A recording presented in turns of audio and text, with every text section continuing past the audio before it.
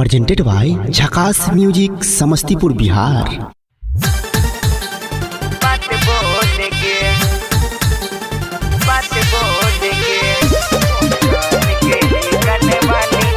Music by Gaurav रोशन।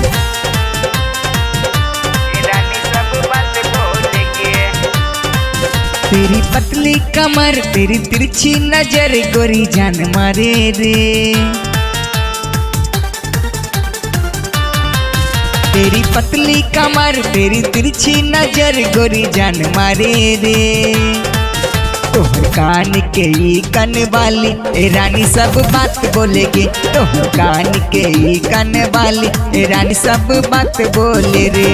कहिया से देखली हमरा दिल तो पे लाग, आधी आधी रतिया में प्यार बजाग। जहिया से देखली दिल तो पे लाग, आधी आधी रतिया में प्यार बट जागल। उठा लाली तोहार कन वाली तोहार हमरी जान मारेगे। तोहर कान के ई कन वाली के रानी सब बात बोलेगी। तोहर कान के ई कन वाली के रानी सब बात बोलेगी।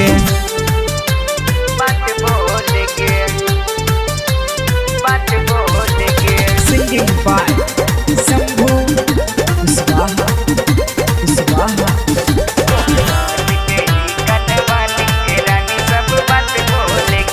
काली काली आँख में लगा बेलू कजरबा, रोज धर का बेलू हमर जियरबा। काली काली आँखी में लगा बेलू कजरबा, रोज धर का बेलू हमर जियरबा। उठा लाली तोहार गोरी जान मारे रे। तेरी पतली कमर तेरी कम सिम उम्र गोरी जान मारे रे। तोहर कान के ई कन वाली ए रानी सब बात बोले रे। तोहर कान के ई कन वाली ए रानी सब बात बोले रे। कान के ई कन वाली ए रानी सब बात बोले रे। कान के ई कन वाली ए रानी सब बात बोले रे। झकास राइटर लिख ले ई गाना, तोहरे प्यार में भइल दीवाना। झकास राइटर लिख ले ई गाना, तोहरे प्यार में भइल दीवाना।